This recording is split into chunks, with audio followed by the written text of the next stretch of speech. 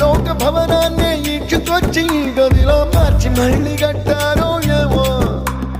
మాయజాలము తెలుసు మంత్రకారడి తెలుసు రెంటి కన్న ఇది ఇంకోటేమో నీలాకాశం నేలాకొస్తే ఇట్టాగే ఉంటాదో ఏమో ఈ సంతోషం దాచాలంటే హృదయాలు ఓ వంద కావాలేమో ఇంతందంగా ఉంటుందా ఈ లోకం